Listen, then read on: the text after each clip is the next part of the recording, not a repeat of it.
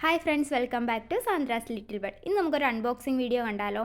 അപ്പോൾ നമുക്ക് വേണ്ടിയിട്ടുള്ള ആരി വർക്ക് മെറ്റീരിയലൊക്കെ പർച്ചേസ് ചെയ്യുന്നൊരു പേജാണ് നിങ്ങളെ ഞാൻ പരിചയപ്പെടുത്താൻ പോകുന്നത്. ഇതാണ് അവരുടെ വാട്സപ്പ് നമ്പർ.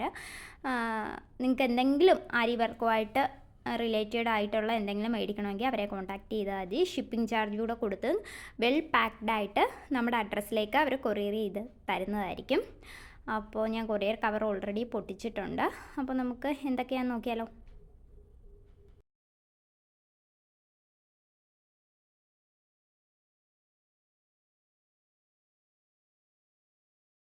അപ്പോൾ ഇത് ഷുഗർ ബീഡ്സ് ആണ്. A-Star ആണ് കമ്പനി.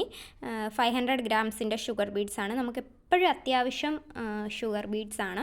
എപ്പോഴും റീസ്റ്റോക്ക് ചെയ്ത് വെക്കുന്നൊരു ഐറ്റമാണ് ഞാനിത്. അപ്പോൾ പിന്നെ അത്യാവശ്യം നല്ല ബ്രാൻഡാണ്. പിന്നെ നമ്മൾ സൂക്ഷിക്കുന്ന പോലെ ഇരിക്കും ബീഡ്സിൻ്റെ ലൈഫ്. പിന്നെ മേടിച്ചിട്ടുള്ളത് റൈസ് ബീഡും വീറ്റ് ബീഡുമാണ്.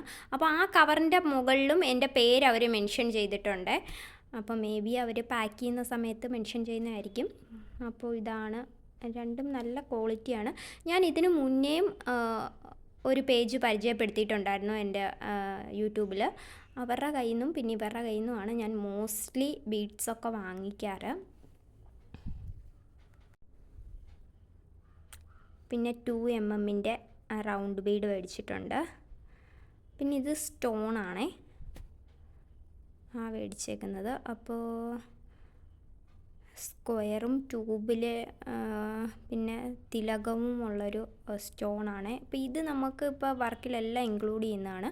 പിന്നെ ഇപ്പോൾ എടുത്തേക്കുന്നത് 250 ഗ്രാംസിൻ്റെ കോപ്പറിൻ്റെ ഷുഗർ ബീഡ്സ് ആണ്. പിന്നെ ഗ്രീൻ കളറിലെ തിലകമുണ്ട്. അത് നമുക്ക് മോസ്റ്റ്ലി എല്ലാ വർക്കിൻ്റെ കൂടെയും പോകുന്നൊരു ഐറ്റമാണ്. അപ്പോൾ റീസ്റ്റോക്ക് ചെയ്ത് വെക്കുന്നത് നല്ലതാണെന്ന് പറഞ്ഞിട്ട് ഞാൻ റീസ്റ്റോക്ക് ചെയ്തതാണ്.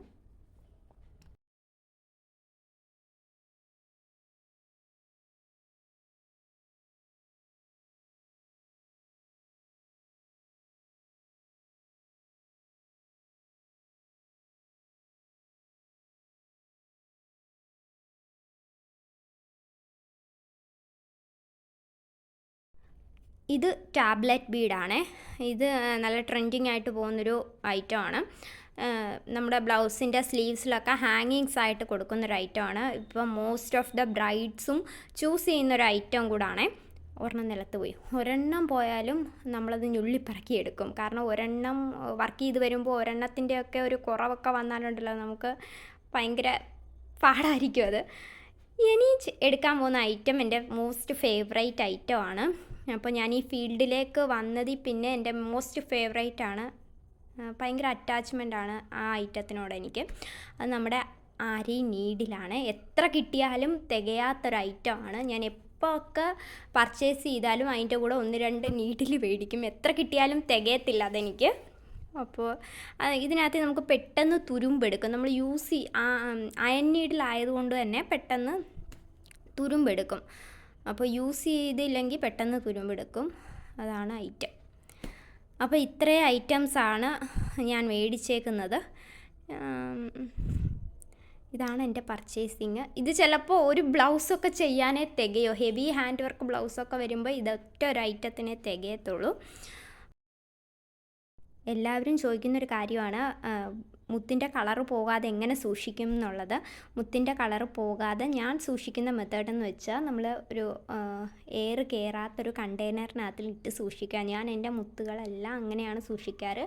പിന്നെ അങ്ങനെ സൂക്ഷിക്കുമ്പോൾ ഒരു കാര്യം സൂക്ഷിക്കുക, മുത്തുകൾ ആ കണ്ടെയ്നറിനകത്ത് കിടന്ന് അങ്ങോട്ടും ഇങ്ങോട്ടും ഉരഞ്ഞ് കളറ് പോകാനുള്ള ചാൻസസ് ഉണ്ട്. അപ്പോൾ നമ്മൾ എടുക്കുന്ന സമയത്ത് അതെടുത്തിട്ട് അനക്കാതെ കൊണ്ട് സൂക്ഷിച്ച് വെക്കുക. അതേപോലെ ചെറിയ കവറിനകത്തിൽ മേടിക്കുന്നത് വരെ നമ്മൾ യൂസേജ് കഴിഞ്ഞിട്ട് സ്റ്റാപ്ലർ ചെയ്ത് എയർ കയറാതെ സൂക്ഷിക്കുക. പിന്നെ നമ്മുടെ ഹാൻഡ് വർക്ക് ബ്ലൗസ് എങ്ങനെയാണ് സൂക്ഷിക്കുന്നതെന്ന് ചോദിച്ചിട്ടുണ്ട്. അപ്പോൾ മാക്സിമം ഹാൻഡ് വർക്ക് ബ്ലൗസ് നമ്മുടെ സ്വെറ്റ് പാഡ് ഉപയോഗിച്ചിട്ട് വെയർ ചെയ്യുക. പിന്നെ വെയിലത്ത് പോലും ഇട്ട് ഉണക്കരുതെന്നാണ് എൻ്റെ ഒരു സജസ്റ്റൻ. ജസ്റ്റ് അതിൽ വേർപ്പ് പോകുന്നിടം വരെ എവിടെയെങ്കിലും ഇട്ടൊന്ന് ഉണക്കിയിട്ട് ജസ്റ്റ് ഒരു കവറിനകത്തിൽ വെച്ച് കാറ്റ് കയറാതെ സൂക്ഷിക്കുക എന്നുള്ളതാണ് നമ്മുടെ ബ്ലൗസിന് ലൈഫ് കൊടുക്കാൻ പറ്റിയ ഏക വഴി. അപ്പോൾ ഇതുവരെ എൻ്റെ വീഡിയോ കണ്ടതിൽ ഒരുപാട് നന്ദി. അടുത്ത വീഡിയോയുമായി കാണുന്നിടം വരെ ബൈ.